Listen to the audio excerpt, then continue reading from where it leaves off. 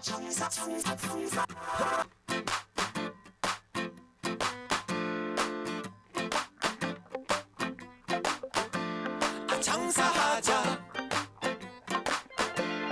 장사하자 장사하자 먹고 살자 오늘도 방실방실 밝은 대한민국의 하늘.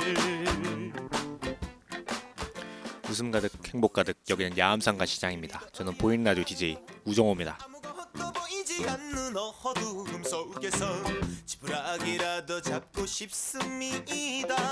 알라 하나님 부처님이여.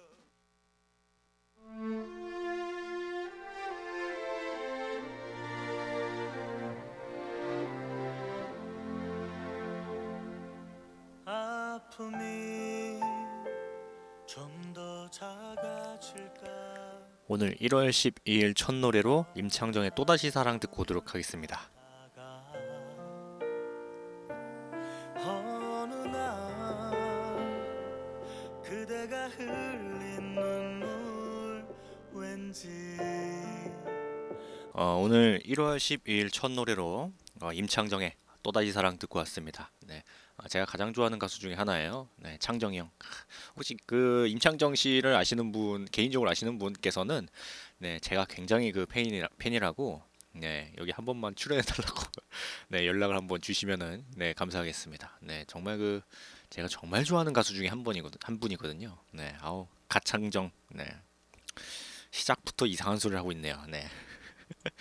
오늘 1월 12일 화요일 저희 야암상가 시장 보이는 라디오에서는 1부 음식을 찾아서 시간이고 잠시 후 2부에서는 오늘의 역사 시간인데 1부 음식을 찾아서 시간에서는 힐날이라고 혹시 아시나요?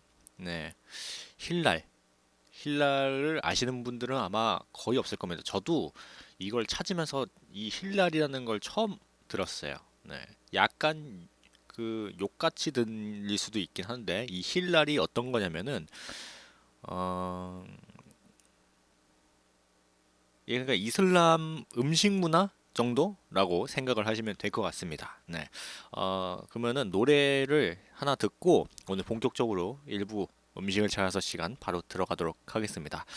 네, 제가 목이 좀 말라가지고 네, 그 방금 커피를 하나 먹었는데 갈증이 해소되지가 않네요. 네, 물 한 잔만 먹고 오겠습니다. 네. 노래는 디아의 달빛의 별처럼 듣고 오늘 일부 음식을 찾아서 바로 신속하게 들어가도록 하겠습니다.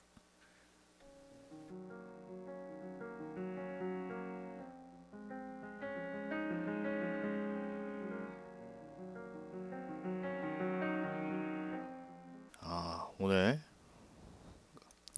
네, 오늘 일부 보이는 라디오 일부 음식을 찾아서 들어가기 전에 디아의 달빛의 별처럼 듣고 왔습니다. 네. 그러면 오늘 보이는 라디오 일부 음식을 찾아서 바로 들어가는데 아까도 제가 그 언지를 살짝 드린 것처럼 오늘 힐날에 대해서 이야기를 합니다. 저번에는 이제 뭐 불교에 관한 거 했고 그리고 이제 기독교에 대한 거 했는데 오랜만에 또 그 전 세계 다양한 종교를 다루는 저희 양상을 시장 보이는 라디오이기 때문에 오늘은 이슬람 쪽으로 합니다. 네. 지구촌 시대를 맞아서 힐날이 아니 할랄이라고도 표현하나? 이 할랄의 정확한 개념까지는 모르더라도 이 단어를 어디선가 한 번쯤 들어봤다는 사람들이 점점 늘고 있습니다. 네. 솔직히 저는 거의 난생 처음 들었어요. 네. 여러분들도 거의 처음 들어본 이야기일 겁니다. 하지만 아직까지는 할랄 하면 돼지고기를 못 먹는 이슬람 음식 문화 정도로 막연하게 생각하는 사람이 대다수인데 그럼 이제 돼지고기 말고 뭐 소고기라든지 닭고기는 할랄 대상일까요? 할랄 아랍어로 허용된 것이라는 뜻입니다. 네, 할랄이 아랍어로 허용됐다, 뭐 허용된 것, 뭐 하여튼 그런 뜻이래요. 이슬람 율법하에서 이슬람 교도인 무슬림이 먹고 쓸 수 있도록 허용된 제품들을 아주 총칭해서 다 묶어가지고 이 할랄이라는 표현을 쓴대요. 육류 중에서 이슬람식으로 도축된 그런 고기라든지 아니면 이를 원료로 한 제품은 할랄 제품에 해당됩니다. 네. 근데 이거를 보게 되면은 할랄이 돼지고기 말고 소고기나 닭고기도 그 대상이 되느냐? 사실 정답은 그럴 수도 있고 아닐 수도 있다입니다. 고기의 경우에는 도축하는 방식이 이슬람적인 경우에만 할랄인데 이슬람적인 도축이란 정신적인 문제가 없는 성인 무슬림이 알라의 기도문을 외우면서 단칼에 그 가축의 목구멍을 절단해서 동맥을 끊는 방식으로 도축을 해야 한다는 다비하법에 따라서 도축하는 것을 가리킵니다. 사실 이슬람 율법이 정한 금지된 음식에는 돼지고기뿐만 아니라 개고기, 뱀, 육식동물, 민물고기까지 다양하게 포함되어 있어요. 돼지고기의 부산물인 콜라겐이라든지 아니면 젤라틴 등이 여러 분야에 쓰이다 보니까 무슬림들은 돼지고기만 피하면 된다라는 통념이 만들어진 겁니다. 네. 어, 사실 그 음식뿐만 아니라 조리의 전 과정이 중요해요. 이 할랄에 반대되는 개념은 더럽고 허용되지 않는다는 것을 뜻하는 하람이라는 건데 돼지고기 같은 식품은 하람이라고 말할 수가 있습니다. 이는 무슬림들에게 구더기 같은 불결함으로 인식이 돼요. 그래서 음식을 맛있게 먹어놓고도 나중에 하람이라는 것을 알게 되면 무슬림들은 심한 경우에 이 개워내기까지 한다고 합니다. 네, 그 정도로 이게 독실한 분들이 많죠. 네. 무슬림들이 하람에 이 정도로 민감하다 보니까 할랄은 단순히 식품의 종류만으로 한정할 수가 없습니다. 이는 식품의 가공, 포장, 보관, 운송 등 유통 과정에서도 하람과 이제 철저하게 분리 취급되어야 한다는 개념으로까지 이해하게 되는데 우리나라의 모 대학에서 특정 일에 할랄 푸드코트를 운영하는 이벤트를 실시한 적이 있어요. 이는 엄격하게 말하면 할랄이라고 말할 수가 없습니다. 왜냐면은 그 식당 주방에서는 평일에 비할랄 음식을 취급하길 할 것이기 때문입니다. 같은 도마와 냄비에서 하람이 취급된 적이 있다면 할랄로 인정받기 힘들어요. 그러니까 뭐 도마라든지 이런 거에 뭐 돼지고기 뭐 이런 걸 이제 썰은 뭐 이게 쓴 흔적이 있거나 아니면 쓴 적이 있다. 그러면은 그것 자체만으로도 할랄로 인정이 될 수 없다고 합니다. 네, 굉장히 까다롭다고 해요.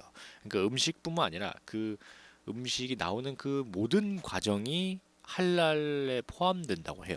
네, 참 복잡하죠. 네, 먹을 거나 이렇게 뭔가 종교적인 의미를 다 둬가지고 한다는 게 참 쉽지는 않습니다. 네,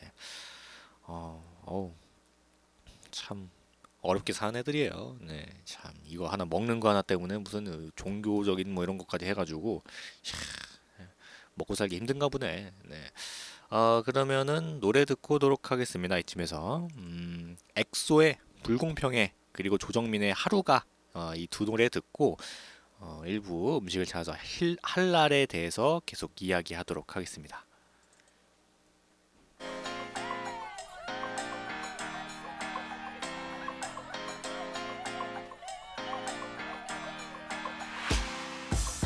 그렇게 날 보고 웃음 듣고 왔습니다. 네, 갑자기 그 키보드가 안 돼가지고 깜짝 놀랐네.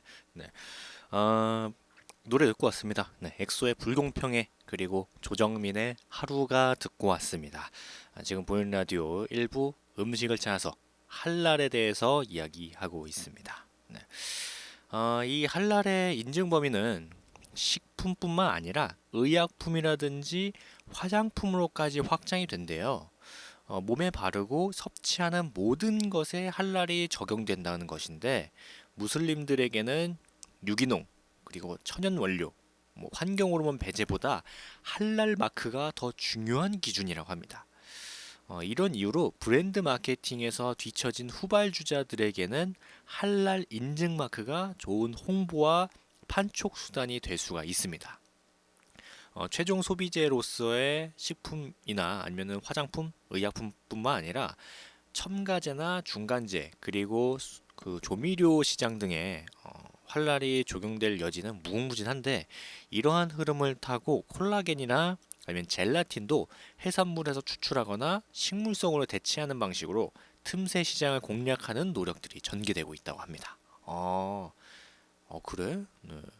아까도 말씀드렸다시피 그 뭔가 준비하는 그 과정까지 모두 할랄로 보기 때문에 요즘에 무슨 그거 있죠, 돼지 비계에 되게 많은 그 콜라겐 성분으로 해가지고 이게 뭐 팩이라든지 아니면은 그 뭐 로션 비스무리한 뭐 그런 거를 만들어서 팔기도 하는데 그러면 이제 무슬림들은 그걸 못 바르는 거잖아요.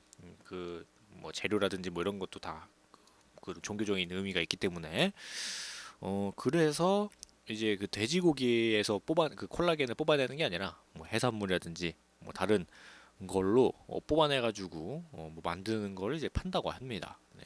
참, 야, 얘네 저쪽 중동 쪽으로 만약에 좀 진출할 생각을 가지고 계신 분들은 야, 좀 힘들겠네요, 이거. 네. 좀 머리를 좀 써야지 거기서 성공하겠네. 네. 물론 이제 할랄이 만병통치약은 아니에요.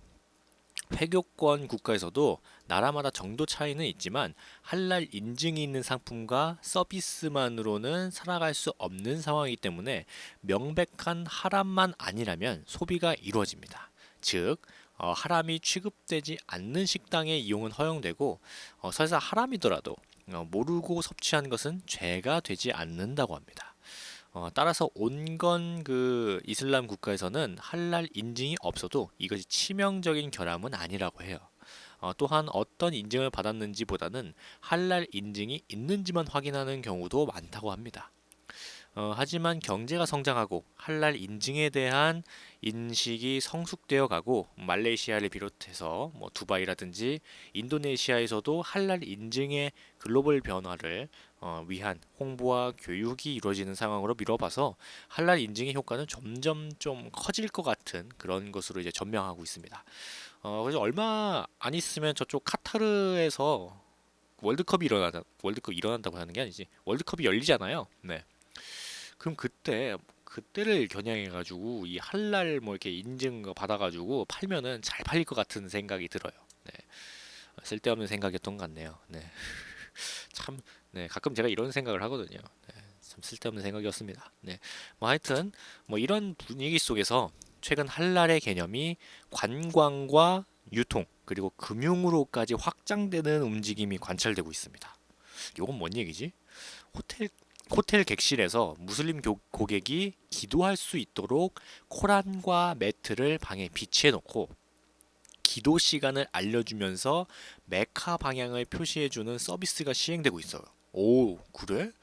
야, 요거는 무슬림이라면은 굉장히 받아들이기 좋은 그런 서비스 같네요. 네.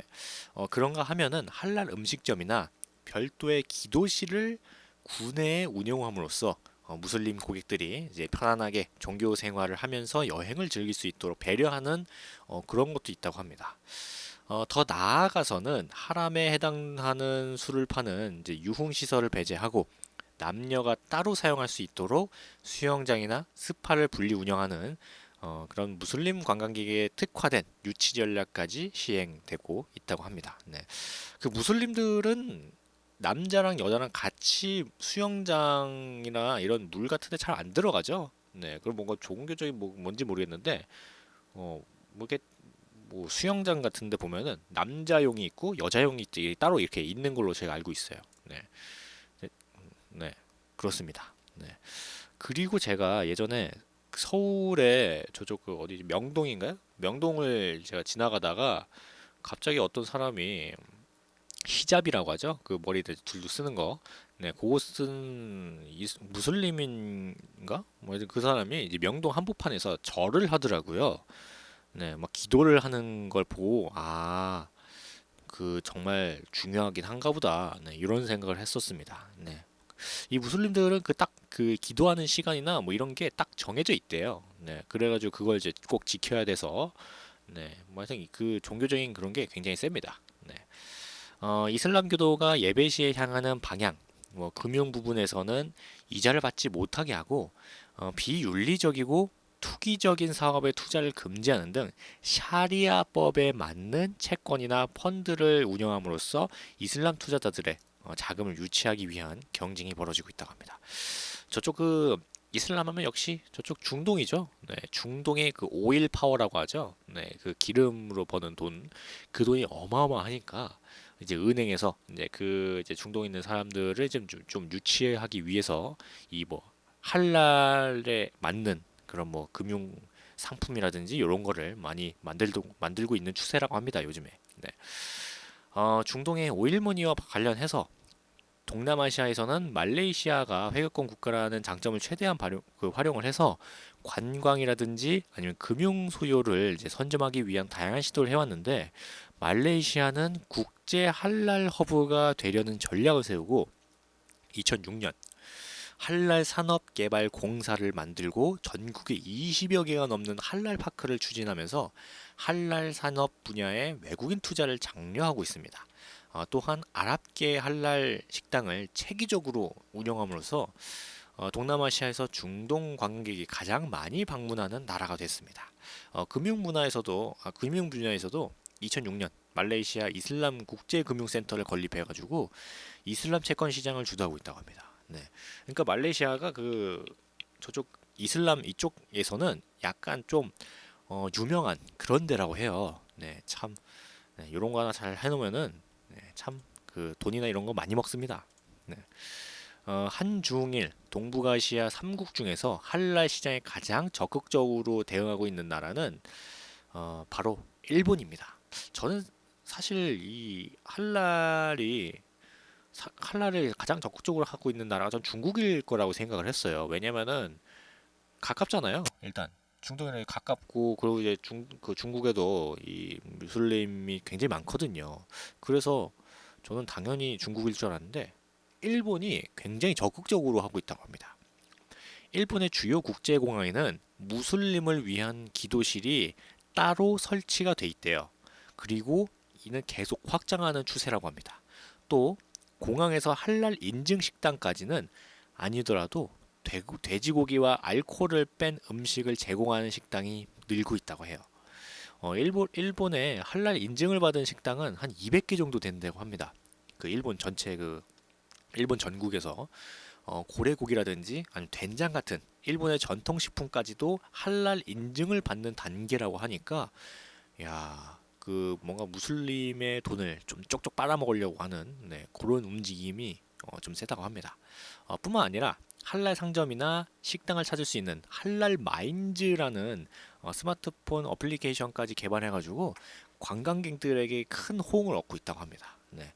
이 어플 하나 딱 받으면은 뭐 기도실이라든지 뭐 기도실의 위치라든지 아니면 할랄 인증을 받은 식당이라든지 뭐 호텔 뭐 이런 것들을 찾을 수 있게 이렇게 해놨대요. 네. 참, 네. 일본 애들이 참 돈 많이 벌려고 참 별짓을 다 합니다. 네. 근데 이런 것도 참 중요하다고 생각을 해요. 네. 아무래도 이제 어, 세계 가장 큰 이제 많은 사람을 거느리고 있는 것 중에 하나가 이제 무슬림이잖아요. 그 무슬림을 상대로 뭔가 전략을 세우고 한다는 거는 참 좋은 괜찮은 방향인 것 같긴 합니다. 네. 그러면 이쯤에서 노래 한번 듣고 할랄에 대해서 계속 이야기 한번 해봅시다. 네. 어딨냐? 네. 한예슬의 그댄 달라요. 그리고 하이수연의 나는 달라. 네. 다 다른 거네. 네. 이 두 노래 듣고 일부 음식을 찾아서 할랄에 대해서 계속 이야기하도록 하겠습니다.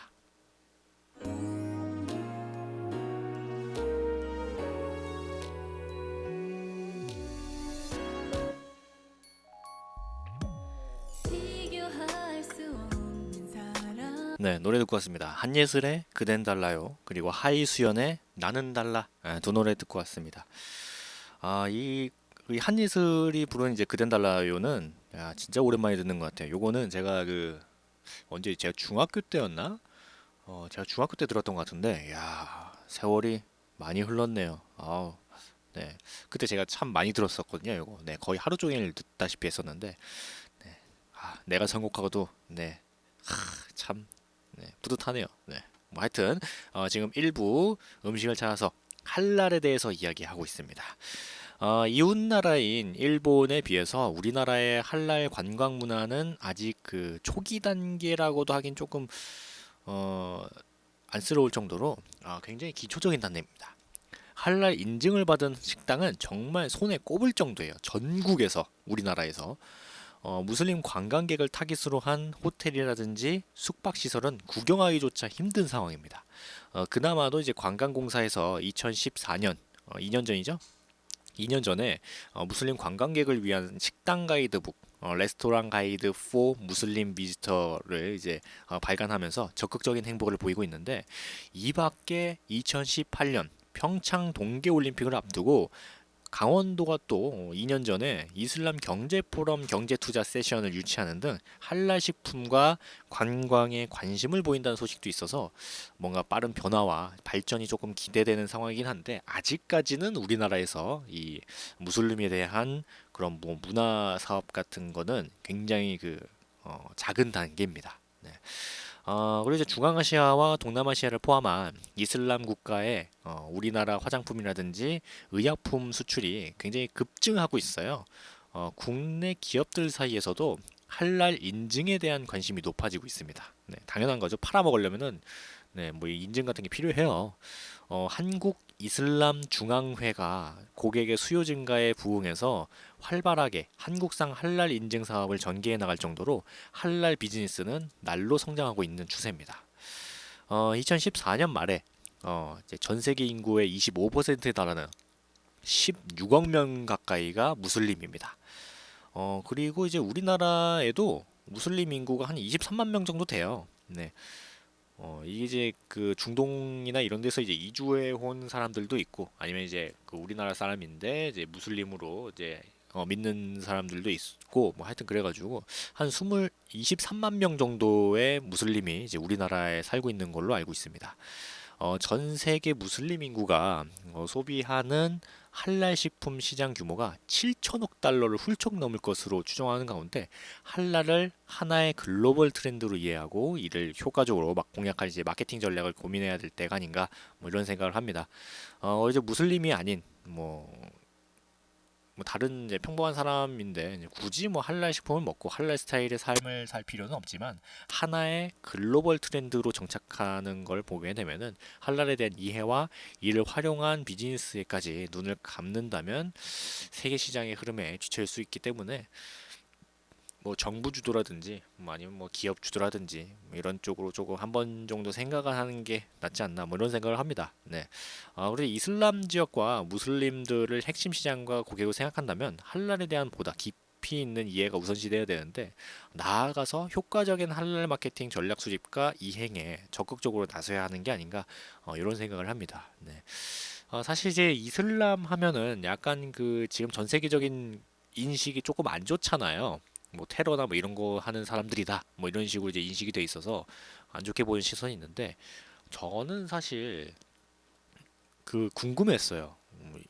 이게 뭐 그 테러나 이런 거 일으킨 사람들이 무슬림인가 아니면 이제 무슬림이라서 테러를 일으킨가 뭐 하여튼 그런 게 궁금해가지고 이 이슬람에 대해서 예전에 책을 좀 많이 읽어서 봤거든요. 네, 뭐 이슬람 사람들은 뭐 하는 사람들인가 뭐 이제 봤었는데 그냥 평범한 사람들이더라고요. 네, 근데 이제 그 중에서 네, 조금 좀 과격한 사람들이 있어가지고 어, 좀 그렇게 비춰질 수가 있긴 한데 네, 사실 이슬람 그 종교만 보면은 네, 굉장히 좋은 종교임에는 네, 맞습니다. 뭐 불교, 뭐 기독교, 뭐 카톨릭, 뭐 이슬람을 할 것 없이 종교들은 다 괜찮은 거예요. 네, 나쁘면 사람들이 믿진 않겠죠. 네, 좋으니까 믿는 건데. 네, 그렇다고 해가지고 이제 뭐 나랑 맞지 않는다. 아니면 저쪽 뭐 테러를 일으킨 사람들이 무슬림이니까 무슬림은 다 안 좋다. 뭐 이런 식으로 생각하는 건 좀 아니라고 생각이 됩니다. 네.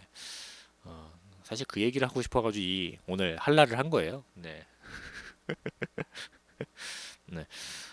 그러면은 네, 오늘 일부 음식을 찾아서 할랄에 대해서 이야기했는데 네, 어떻게 어떠셨는지 모르겠습니다. 약간 제가 이 무슬림에 대한 이야기를 해가지고 이제 다른 종교 있으신 분들은 조금 거부감을 느끼실 수도 있었지만 네, 조금 양해해 주시고 네, 그냥 그런 음식이 있다, 그런 문화가 있다라는 걸로 이제 들으셨으면 좋겠다는 생각을 합니다. 네.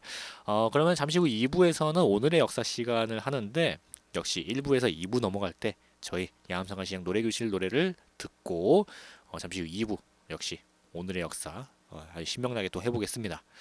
강진의 어느 구름에 비들었는지, 베이로의 오뚜기 인생, 김선미의 님마중, 성희의 사랑도둑, 조항조의 사랑의 밥이더냐, 나훈아의 짜다라 잘난 것도 없는 님이시여, 진성의 보릿고개까지 총 7곡 노래 듣고 잠시 후 2부에서 찾아뵙도록 하겠습니다.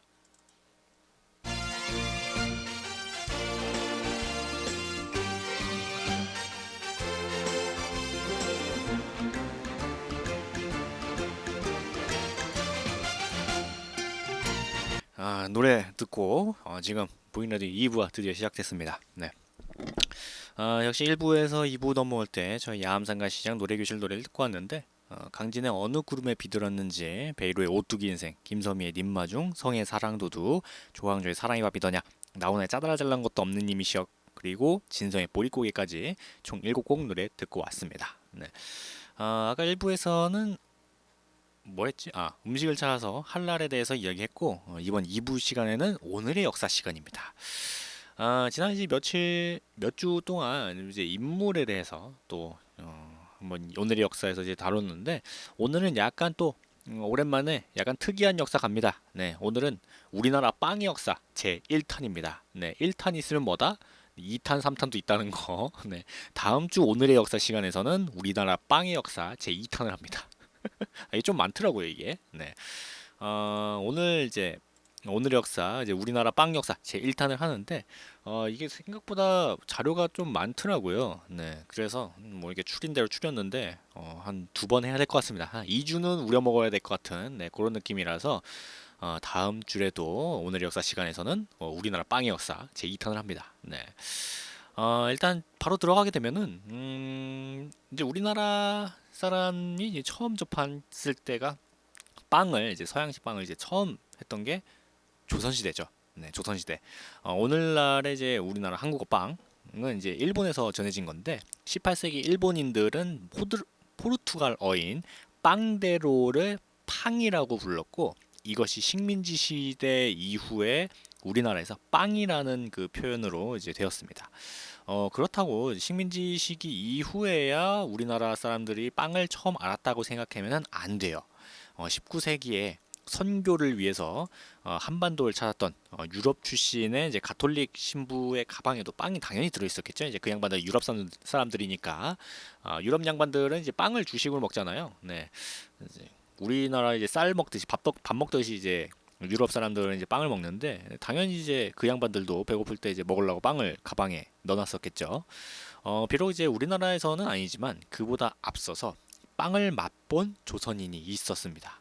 1720년 이이명이 연행사로 베이징에 갈 때 함께 했던 그의 아들 이람 이기지가 바로 그 중 한 사람인데, 그는 베이징의 천주당, 가톨릭 성당이죠.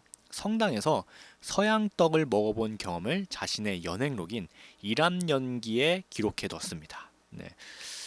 이때 먹었던 빵이 제 생각에는 그 성당에서 주는 떡이 그거거든요. 그 이제 약간 동글동글해가지고 그건데, 그걸 먹은 건지 아니면 진짜 그 오늘날에 빵같이 생긴 걸 먹은 건지 잘 모르겠습니다. 뭐 하여튼 서양인들이 나를 다른 방으로 빠져들여 앉도록 했다. 식사를 대접하기에 이미 먹었다고 사양을 하니까 서양 떡 30개를 내왔다. 그 모양이 우리나라의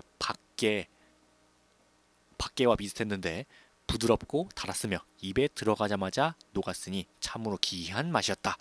만드는 방법을 묻자 사탕과 계란, 밀가루로 만든 것이라고 했다. 선왕께서 말년에 음식에 물려 색다른 맛을 찾자 어이 이시필이 말하기를, 연경에 갔을 때 심양장군 송주의 병을 치료해주고 계란떡을 받아 먹었는데 그 맛이 매우 부드럽고 뛰어났습니다. 저들 또한 매우 진귀한 음식으로 여겼습니다. 라고 했다. 이시필이 그 제조법에 따라서 만들기를 청하여 내국에서 만들었지만 끝내 좋은 맛을 낼 수가 없었는데 바로 이 음식이었던 모양이다. 내가 한 조각을 먹자 그들이 곧 차를 내왔는데 대개 이것을 먹은 후에 차를 마시면 소화가 잘 되고 체하지 않기 때문이다. 뱃속이 매우 편하고 배가 부르지 않았지만 시장길을 잊을 수 있었다. 네. 요 이야기가 이기지, 네, 이기진가? 이 양반이? 맞네. 이기지가 이제 이쪽 베이징에 가가지고 서양떡을 먹었던 그 경험을 이제 자신의 연행록인 일암연기에 썼던 것을 제가 말씀드린 건데, 이 이기지가 맛본 서양떡에 사탕, 계란, 밀가루가 들어갔다고 하니까 아마도 그 떡은 카스텔라일지도 모릅니다. 카스텔라는 이제 계란 노른자와 설탕 그리고 물엿, 꿀을 섞어서 충분히 젓고 계란 흰자는 따로 이제 거품을 내뒀다가 나중에 함께 섞은 뒤에 여기에 이제 밀가루를 넣어서 가볍게 저은 다음에 이제 팬에 부어서 구워 만드는 건데, 이것을 다시 팬에 넣고 철판을 눌러서 한 180도 정도에서 이제 1시간 가량 구워내게 되면은 요게 만들어집니다. 카스텔라라고도 하고 요즘에 지나가다가 보면 계란빵이라는 것도 있죠. 네, 그거 이제 비슷하게 생긴 게 요거입니다. 네. 동아시아에 소개된 카스텔라는 포르투갈의 무역선을 타고 들어오게 되는데 16세기 초반 이미 타이완을 점령했던 포르투갈의 무역선에는 아시아 선교에 열중하던 카톨릭의 예수의 신부들이 타고 있었습니다. 이들은 중국 대륙과 일본 열도 남단에 도착해서 성당을 세우고 포교 활동을 했는데, 그 중에 베이징에 도착한 프랑스와 포르투갈 출신의 예수회 신부들은 오븐을 구할 수 없으니까 그 대용으로 이제 벽돌로 만든 난로에다가 카스테라를 구워서 자신들도 먹고 그리고 현지인들에게도 나눠주게 되는데, 이 기자가 베이징에서 이 카스테라를 맛볼 수 있었던 것도 이 예수의 신부 덕택이었습니다. 그리고 이제 이 16세기 초반에 이미 타이완을 점령했다고 하니까 16세기 초반이면 1500년대 초반이니까 임진왜란 직전이죠. 네, 임진왜란 직전에 이미 그 대만, 지금의 대만, 네, 지금의 대만에 포르투갈의 무역선이라든지 이런 게 많이 들어왔던 모양입니다. 네. 그 맛에 반한 사람 가운데는 이기지의 글에 나오는 이시필이라는 의관도 있는데, 그는 이 카스텔라를 조선에서 다시 만들어 보려고 애를 썼던 듯 하지만 그의 저서인 소문사설에 카스텔라 만드는 법이 나오지 않는 것으로 봐서 그 실험은 실패로 돌아갔던 모양입니다. 네. 자기가 좀 먹어봤으니까 맛있으니까 뭐 이게 한번 다시 만들어 보려고 뭐 노력을 해봤던 모양인데, 사실 우리나라에서 만드는 거랑 이제 서양에서 만드는 거랑 약간 다르죠. 네, 처음 보는 거고. 네, 하여튼 뭐 이런 걸 만들려고 했다가 실패했다고 합니다. 네, 빵의 주 재료는 밀가루죠. 네, 하지만 우리나라 한반도에서 생산하는 밀은 주로 겨울에 파종해서 한여름인 음력 6월 정도는 돼야 추수를 하는 이제 겨울밀이었습니다. 그것도 이제 황해도를 비롯해서 극히 일부 지역에서만 생산됐기 때문에 좀 힘들었죠. 그리고 이제 겨울밀은 봄밀에 비해서 글루텐 성분이 적어서 빵을 만들려고 해도 반죽이 쉽게 되지 않았다고 해요. 빵을 만들기 좋은 봄밀도 이제 이스트도 이제 사탕도 없는 뭐 조선의 한양에서는 빵을 만들어질 수가 없었죠. 네, 사탕을 구하기 어려웠기 때문에 카스테라도 만들기 굉장히 어려웠을 겁니다. 네, 실패하는 건 당연한 일이었던 걸로 볼 수가 있습니다. 네. 아이고. 네. 그럼 이쯤에서 노래 한 곡 듣고 옵시다. 네. 네. 빵 얘기하니까 빵 먹고 싶다. 네. 백예린의 우주를 건너 그리고 오혁의 소녀, 이 두 노래 듣고 오늘의 역사, 우리 빵의 역사 1탄 계속 하도록 하겠습니다.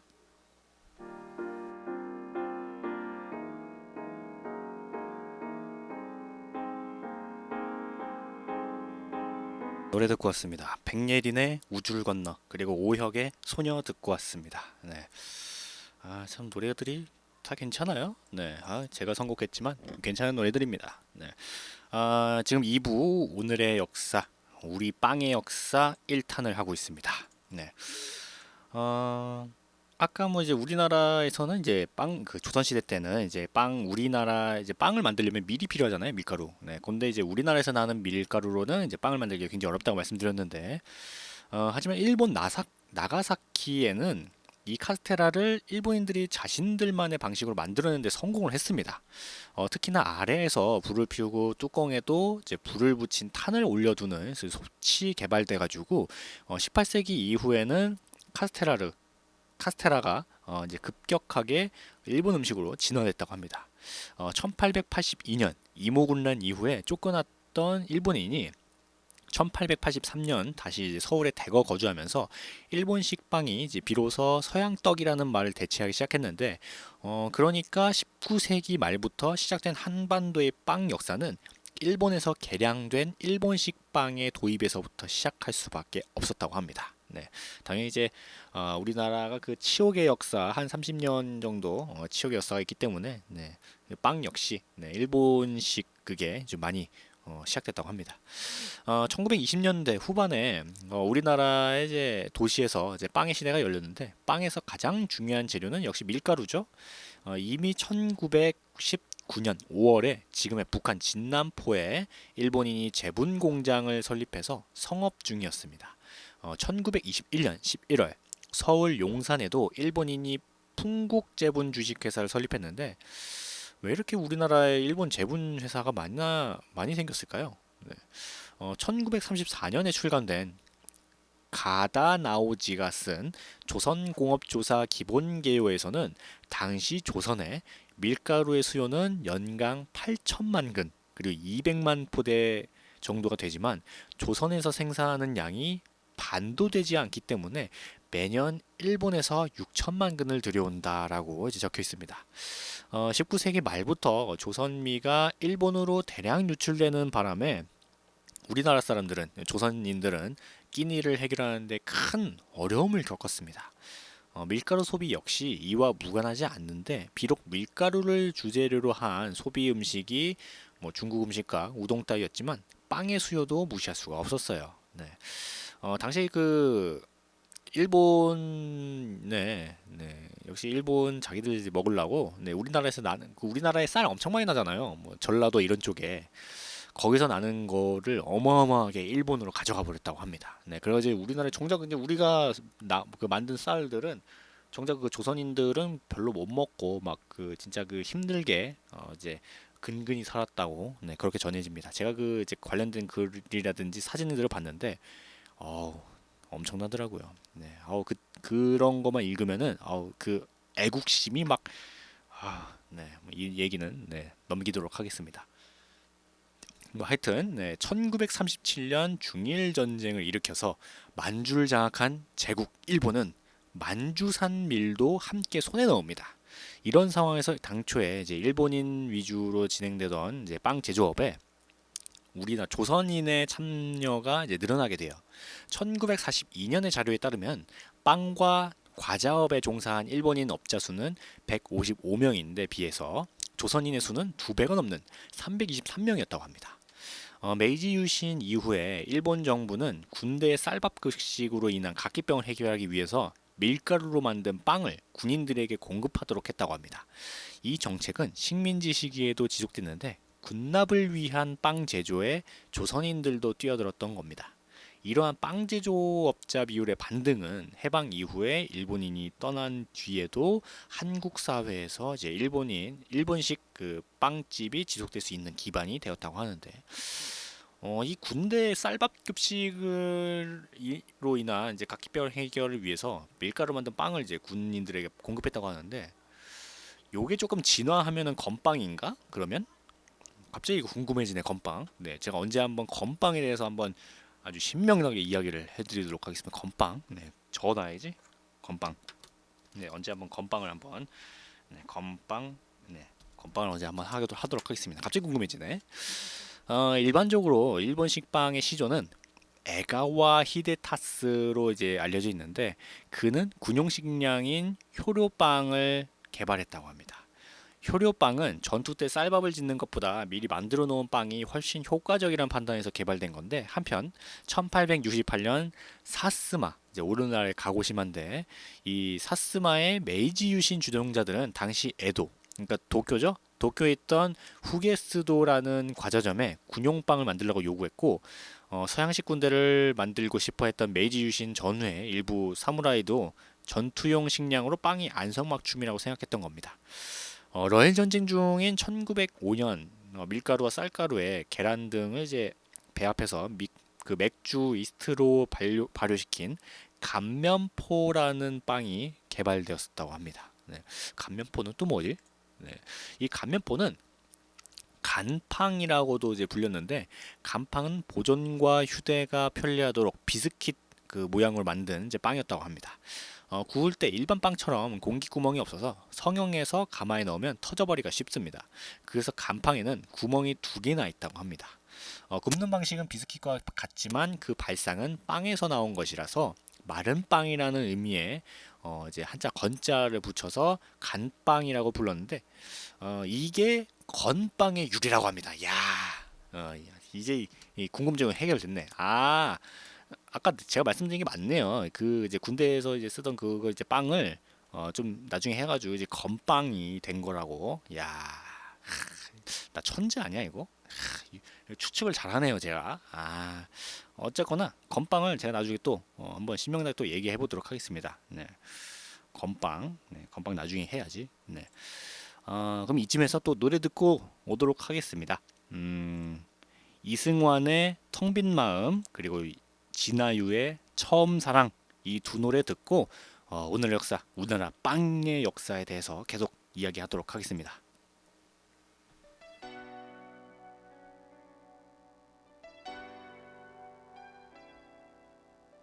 듣고 왔습니다. 네, 이승환의 텅 빈 마음, 그리고 진아유의 처음 사랑 듣고 왔습니다. 네, 지금 보이는 라디오 2부 오늘의 역사. 네, 오늘은 이제 우리나라 빵 역사의 1탄을 하고 있는데, 네, 그 마지막을 향해 달려가고 있습니다. 네. 이 간빵 이외에도 맥주 이스트를 많이 쓰지 않는 일본식 빵이 여러 가지 개발됐어요. 그 중에서 이제 우리나라 한반도에 큰 영향을 끼친 빵인 이제 암빵도 있는데, 우리나라 말로 하면 단팥빵이죠. 네, 소를 넣은 만두를 연상시키는 이 빵은 다른 서양 빵보다 훨씬 급속하게 일본인들 사이에 퍼져나갔습니다. 암빵의 인기는 네, 식민지 조선에서도 마찬가지였는데, 특히 파채 그 단맛이 익숙치 않은 빵 맛을 친숙하게 만들었습니다. 암빵이 큰 인기를 일으키니까 이익을 좀 더 내려고 이제 팥 대신에 싼 이제 곡식가루에 석탄 타르에서 뽑아낸 착색료를 묻혀서 암빵을 만드는 업자도 나타났다고 합니다. 야, 이제 먹을 것 같다 장난치면 안 되지. 네. 옛날에는 그랬다고 해요. 식민지 시대 때 네, 많이 그 팔아먹으려고. 야, 아무리 그래도 석탄을 좀, 야, 그건 너무했는데. 네, 뭐 하여튼 뭐 운동회라든지 뭐 그런 데서 이제 빵 먹기 경기가 주로 이제 있었는데, 이제 그때 이제 주로 사용된 게 작은 다마고빵이라는 것도 있었습니다. 밀가루에 설탕, 계란, 탄산수 나트륨을 이제 넣고 가볍게 섞어서 계란 모양 틀에 이제 넣어 구운 이제 건조빵인데, 단맛이 좀 강한 그런 빵이었습니다. 이스트를 구하기 어려워서 이스트 대신에 이제 탄산수 나트륨을 넣어 부풀인 이 다마고빵은 조선인들에게 인기를 좀 끌었다고 해요. 이제 이 다마고빵이 계란빵입니다. 네, 이 계란빵이 지금도 인기가 좀 있죠. 네, 겨울 내고 이렇게 약간 추우면은 이제 계란빵 먹으면 맛있는데 먹고 싶다. 네, 갑자기 계란빵 땡기네. 네. 1921년 4월 21일자 동아일보에는 당시 연희 전문학교 운동회에 빵 먹기 대회 장면이 실려 있는데, 거기에 나오는 빵이 바로 이 다마고빵이라고 합니다. 이런 장면은 이제 운동회가 열리는 곳이면 어디든지 볼 수 있을 정도로 다마고빵의 인기는 대단했다고 해요. 그리고 이제 현미로 만든 빵도 인기를 모았습니다. 일본어로 이제 게마이빵은 밀가루 대신에 현미가루를 넣고 이제 청주 만들 때 쓰는 누룩으로 이제 부풀린 빵인데, 이 빵을 큰 나무 상자에 넣고 다니면서 판매하는 아이들의 사진이 1923년 2월 4일자 동아일보에 실리기도 합니다. 갯마이빵은 청소년들에게는 이제 인기만큼 이제 비애도 담긴 음식인데, 1927년에 부산 상고 2학년에 다니던 김규직은 조선일보 11월 30일자 학생 문예에 빵이란 제목의 글을 실었어요. 빵빵 갯마이빵, 깊은 밤에 외로이 들리는 저 소리, 고학생이 부르는 생명의 빵소리, 불평한 사회를 호소하는 듯 줄기차게 외우친다. 그 소리, 위대한 힘 가진 그 소리, 나는 절하고 싶네. 고학생이 교복 입고 밤늦게 도시의 골목길을 돌아다니면서 갯마이빵을 파는 이제 소리를 들은 김규직은 이 시를 지을 수밖에 없었는데, 당시 조선일보 담당 기자는 이 글을 폐부를 찌르는 정의감이 아주 생생하고 또렷하다라고 평했습니다. 식민지 시대 조선에서 빵은 빈부의 극단을 넘나드는 음식이어서 뭐 그랬다고 합니다. 네. 식민지 시기의 빵 행상은 큰 자본 없이도 생계를 이을 수 있는 방법 가운데 하나였는데 필자가 썼던 예전에 여기 썼던 식탁 위에 한국사에서 소개했듯이 1932년 1월 1일자 이제 별건곤 제 47호에는 김원진이라는 필자가 쓴 이제 나는 왜 이렇게 됐나, 나는 왜 빵 행상을 하나라는 글을 실었습니다. 학교 교사도 했던 김원진은 돈이 없어서 빵 행상을 한다며 먹어야 살고 입어야 사는 인간이니 돈 없는 우리는 품팔이도 하고 자유행생도 하게 된다라고 써놨었는데 일본인 제과점에는 식빵도 있었어요. 네, 프랑스어로는 이제 팽드미 그리고 영어로는 로프 오브 브레드라고 이제 부르는 식빵은 1880년 이제 일본에서는 쇼쿠팡 식빵이죠. 네, 라고 이제 이름을 불렀고 일본에서는 쇼쿠팡을 주로 아침 식사 대용으로 먹었어요. 네, 식민지 조선에서도 이제 사정 마찬가지였는데 모던보이와 모던걸은 아침 식사로 먹기 위해서 일본인이 운영하는 제과점에서 쇼쿠팡을 구입하기도 했었다고 합니다. 네, 뭔가 우리 식민지 시대 때 모던보이 모던걸이라는 게 있었잖아요. 네, 그때 이제 뭐 신여성, 뭐 신남성 뭐 이러면서 네, 하면서 식빵을 먹는 게 네, 그때 유행이었다고 합니다. 네, 멋있네. 네, 식빵에다가 잼 이렇게 발라가지고 먹으면 맛있는데 이게 참, 네, 그 잼, 갑자기 먹고 싶다 이거. 네, 빵 얘기하니까 빵 먹고 싶네. 네, 사실 제가 제일 좋아하는 빵이 곰보빵이라고 하는 거죠. 소보루빵. 제가 그걸 가장 좋아하거든요. 뭔가 이 소보루빵을 먹으면 되게 맛있어요. 다른 빵들도 물론 맛있지만 제 개인적으로는 소보루빵을 가장 좋아합니다. 네, 그냥 뭐 그렇다고요. 네. 예전에 어떤 게 있었냐면은 제 군대 전역하고 얼마 안 지나가지고 제가 한창 돈 없을 때 이 소보루빵이 너무 먹고 싶은 거예요. 근데 이제 제가 1,000원밖에 없었거든요 그때. 네. 그래가지고 이 1,000원으로 그냥 먹을까 말까 이제 고민을 하다가 1,000원 가지고 뭐 할 수 있는 게 뭐가 있겠어요. 그냥 과감하게 네, 이 소보루빵을 하나 사가지고 먹었던 네, 그런 기억이 있습니다. 네, 네, 소보루빵 먹고 싶다 갑자기. 네. 제가 이제 준비한 오늘의 역사, 우리나라 빵의 역사에 대해서 네, 이야기했는데 오늘은 1탄입니다. 네, 다음 주 오늘의 역사에서는 이제 우리나라 빵의 역사 제 2탄을 하는데 요게 좀 자료가 많아가지고 1탄, 2탄은 나눴습니다. 만약에 이제 다음 주에 또 하다가 이게 너무 양이 많으면 3탄으로 슬쩍 넘어갈 수도 있어요. 네. 3탄으로 슬쩍 넘어갈 수도 있으니까 네, 요거는 이제 한번 네, 양해 바라겠습니다. 네.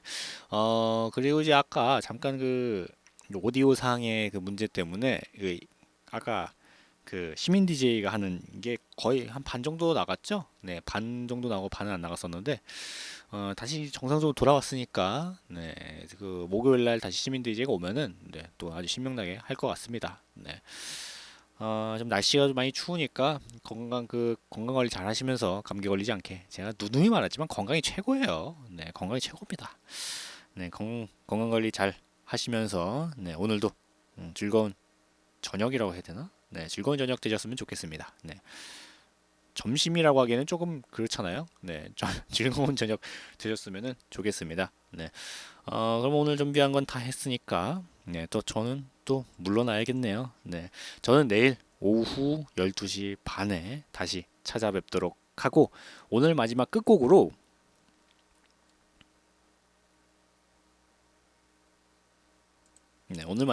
초아의 아직 하지 못한 말 들으면서 저는 물러나도록 하겠습니다. 혹시 뭐 듣고 싶은 노래라든지 사연 같은 거 있으시면은 언제든지 저희 보이는 라디오를 주시면 제가 마구마구 틀어드리도록 하겠습니다. 네, 뭐 신청곡이라든지 사연 같은 거는 네, 정말 제가 정말 사랑하는 거거든요. 네, 많이 해주세요. 뭐라도 네, 많이 해주시면 정말 감사합니다. 네, 그리고 이제 저희 퀴즈 빵빵 시간 있죠? 네, 퀴즈를 통해서 상품을 드리는 그런 시간 있는데 그것도 많이 참여해 주시면 감사하겠습니다. 그러면 저는 물러나야겠네요. 네, 말 계속 하기는 힘드니까. 네. 네, 저는 야암상하시장 보이는 라디오 DJ 우정우였고요. 네, 저녁 맛있게 이따가 드시고 네, 건강 관리 잘 하시면서 아프지 않게 옷 좀 따뜻하게 입으시면 되겠습니다. 감사합니다.